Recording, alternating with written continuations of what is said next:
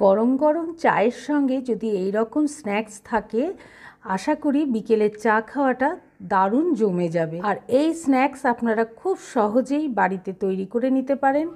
আর এইভাবে যদি আপনারা স্ন্যাক্সটা ভেজে দেন তাহলে বাড়ির বড় থেকে ছোট সবাই খেতে খুব ভালোবাসবে। নমস্কার বন্ধুরা, রন্ধনিকা 48 চ্যানেলে আপনাদের সবাইকে স্বাগত জানাই। আজ আপনাদেরকে একটা নতুন রেসিপি করে দেখাবো। চলুন তবে রেসিপিটা শুরু করা যাক। প্রথমে আলুটার খোসা ছাড়িয়ে নিতে হবে, নিয়ে ভালো করে একবার ধুয়ে নিতে হবে। ধুয়ে নিয়ে এইভাবে আলুটাকে আস্তে আস্তে ঘষতে হবে, তাহলে এইভাবে বেরিয়ে আসবে। আর আলুটা খুব পাতলাও হবে আর গোলও হবে। আর আলুটা যতটা গোল হবে দেখতে ততটাই সুন্দর হবে। আপনাদের কাছে যদি এই জিনিসটা না থাকে তাহলে বটিতেও কাটতে পারেন, কিন্তু খুব সময় লাগবে আর খুব সুন্দর করে কাটতে হবে। তারপর একটা বাটি নিয়ে নিলাম, বাটির ভেতরে 1 গ্লাস জল দিয়ে দিলাম। জল দিয়ে অল্প লবণ দিয়ে দেবো। লবণ দিয়ে আলুগুলোকে ভালো করে জলে একটা একটা করে ছাড়িয়ে নিয়ে নুন জলে ডুবিয়ে রাখতে হবে। ডুবিয়ে রাখলে আলুর একটা কষ থাকে, সেই কষটা বেরিয়ে যাবে। তাহলে আলুটা যখন ভাজা হবে খুব সুন্দর খেতে লাগবে। এইভাবে সব আলুগুলো বাটিতে জলে ডুবিয়ে রেখে দিলাম। আর একটা কড়াই গ্যাস ওভেনে বসিয়ে দিলাম, দিয়ে তাতে একটু জল দিয়ে দিলাম। জলটা যখন গরম হয়ে যাবে তখন যেই আলুগুলো বাটিতে ডুবিয়ে রেখেছিলাম সেই আলুটা জল থেকে তুলে কড়াইয়ের ভেতর দিয়ে দেবো। এইভাবে সব আলুটা যখন দেওয়া হয়ে যাবে তখন গ্যাসের ফ্লেমটা একটু বাড়িয়ে দিতে হবে। বাড়িয়ে দিয়ে 1 মিনিট ফুটিয়ে নেব, আর মাঝখানে একটু নেড়ে দিতে হবে। তারপর আলুগুলো ফুটে যখন উঠবে তখন নামিয়ে নিতে হবে। আপনাদের যদি এই স্ন্যাক্সের রেসিপিটা ভালো লাগে তাহলে সাবস্ক্রাইব করে বেল আইকনটা প্রেস করে রাখবেন, তাহলে যখনই কোনো ভিডিও ফেলা হবে সবার আগে আপনাদের কাছে নোটিফিকেশানটা পৌঁছে যাবে। তারপর আলুটা নামিয়ে রাখা পর যখন একটু ঠান্ডা হয়ে যাবে তখন আস্তে আস্তে একটা ডিশে এইভাবে আলুগুলোকে যদি সাজিয়ে কিছুক্ষণ জলটাকে ঝরিয়ে নেন তাহলে ভাজাটা খুব সুন্দর হবে। অন্যদিকে আর একটা বাটি বসিয়ে দিয়ে তাতে জল দিয়ে দিলাম। জল দিয়ে ওই একইভাবে 1 চামচ লবণ দিয়ে দিতে হবে। লবণটা দেওয়া হয়ে গেলে গরম হয়ে যাবে জলটা, তখন তার ভেতর ফুলকপিগুলো দিয়ে দেবো। সব ফুলকপিটা দিয়ে ভালো করে ফুলকপিটাকে ফুটিয়ে নিতে হবে। আর মাঝখানে একবার নেড়ে দিতে হবে। যখন ভালো করে ফুটে উঠবে তখন ফুলকপিটাকে নেড়ে একটা ডিশে আস্তে আস্তে তুলে নিতে হবে। খুব বেশি ফোটালে আবার নরম হয়ে যাবে, সেই জন্যে 2-3 মিনিট ফুটিয়ে নিতে হবে। ফোটানো হয়ে গেলে ঝান্নার সাহায্যে আস্তে আস্তে একটা থালায় তুলে নেব। এইবার নামিয়ে রেখে দিলাম ফুলকপিটা একটু ঠান্ডা হওয়ার জন্যে। এতক্ষণে আলুটা জলটা অনেকটাই শুকিয়ে গেছে। এবার আলুর পিসগুলো একটা একটা করে নেব, নিয়ে এইভাবে মুড়ে নেব।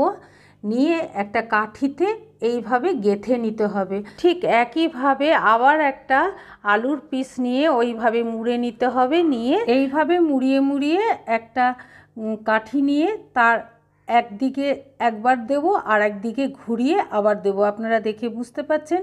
ছোটোবেলায় ঠিক এইভাবে আমরা ফুলের মালা গাঁথতাম। ঠিক এইভাবে মালা গাঁথার মতন আলুগুলোকে গেঁথে নিতে হবে। দেখতে কত সুন্দর লাগছে দেখুন। ছোটোবেলায় এইভাবে সাদা ফুল দিয়ে মালা গেঁথে ঠাকুরকে পরাতাম। মনে হলো তা এইভাবেই আলুগুলো দিয়ে সাজিয়ে সুন্দর করে স্ন্যাক্সটা যদি করা হয় খেতে খুব ভালো লাগবে। আলুটাকে রেডি করে নিলাম। তারপর কড়াইটা বসিয়ে তার ভেতর তেল দিয়ে দিলাম।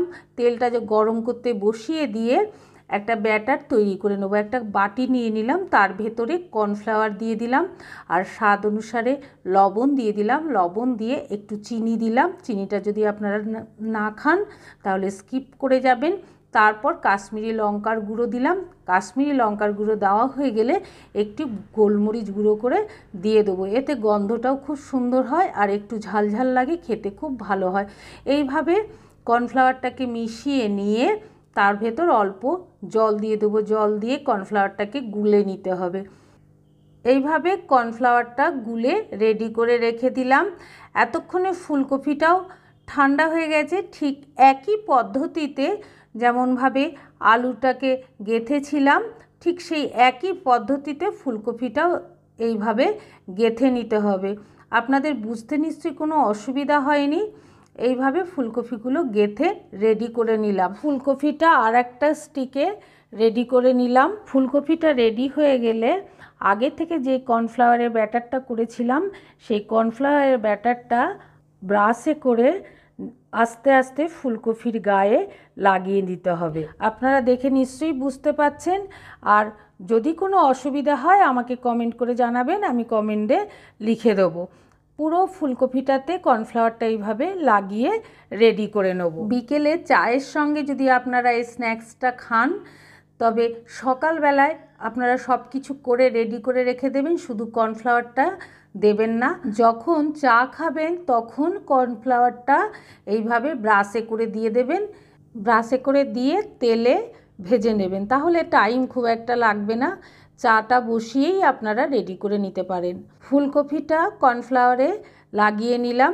এইবার আলুটাও ঠিক একইভাবে কর্নফ্লাওয়ারটা লাগিয়ে নেব। এইভাবে আস্তে আস্তে ব্রাশে করে আলুর ভেতরেও লাগিয়ে নিতে হবে। আর খুব সাবধানে আস্তে আস্তে ব্রাশে করে লাগাতে হবে। আর ব্যাটারটা আপনারা দেখে বুঝতে পাচ্ছেন, খুব বেশি পুরুও হবে না, আবার খুব বেশি পাতলাও হবে না, মিডিয়াম করতে হবে। এই দেখুন, এইভাবে লাগাতে হবে। এইভাবে আপনারা খুব সহজেই বিকেলে চায়ের সঙ্গে স্ন্যাক্সগুলো তৈরি করে বাড়িতে খেতে পারেন।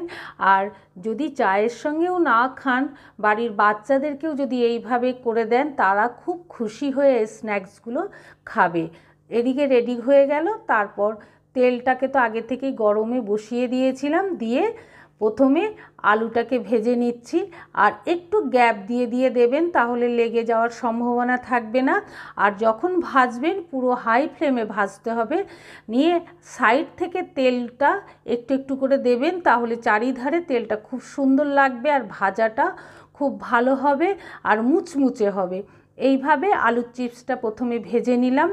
ভাজা হয়ে গেলে এবার আস্তে আস্তে একটা ডিশে তুলে নিলাম। দেখে কত সুন্দর লাগছে দেখুন। এইভাবে বাচ্চাদেরকে যদি আপনারা করে দেন, বাচ্চারা খুব খুশি হয়ে খাবে। তাহলে খুব সহজেই আপনারা বাচ্চাদেরকে এইভাবে চিপস করে দিতে পারেন, আর বিকেলে চায়ের সঙ্গে আপনারাও খেতে পারেন। আলুর চিপসটা ভাজা হয়ে গেলে গ্যাসের ফ্লেমটা প্রথমে কমিয়ে দিতে হবে, দিয়ে ওই একইভাবে ফুলকপিটাও ভেজে নিতে হবে। আলুর সময় ফ্লেমটাকে বাড়িয়ে ভাজবেন, আর ফুলকপির সময় প্রথমে ফ্লেমটাকে কমিয়ে নেবেন, তারপর আস্তে আস্তে বাড়িয়ে দেবেন। ঠিক একইভাবে দুদিক থেকে তেলটা দিয়ে ভাজলে খুব সুন্দর ভাজা হবে, আর চারিধারটা খুব ভালো করে ভাজা হয়ে যাবে। আর এইভাবে যদি আপনারা ভাজেন তাহলে মুচমুচেও হবে। ঠিক একইভাবে ফুলকপিটাও ভেজে নিলাম। ভাজা হয়ে গেলে এইবার আস্তে আস্তে ডিশে তুলে নিচ্ছি। আপনাদের যদি এই রেসিপিটা ভালো লেগে থাকে তাহলে ছোট্ট করে একটা লাইক করে শেয়ার করে দেবেন, আর অবশ্যই কমেন্ট করে জানাবেন, আর বাড়িতে করে সবাইকে খাওয়াবেন। আর আপনাদের কাছে একটা অনুরোধ রইল, আপনারা একবার আমার চ্যানেলটা ঘুরে দেখে আসবেন। ওখানে অনেক ভালো ভালো রান্না দেওয়া আছে, আর সব থেকে বড় ব্যাপার, খুব কম মশলা দিয়ে আমি চেষ্টা করি করার। সেই জন্য আপনাদের কাছে অনুরোধ রইল, আমার চ্যানেলটা একবার ঘুরে এসে বলবেন কেমন লেগেছে আপনাদের। আপনারা সবাই ভালো থাকবেন, সুস্থ থাকবেন, সাবধানে থাকবেন। পরে আবার আপনাদের সঙ্গে নতুন একটা রেসিপি নিয়ে দেখা হবে।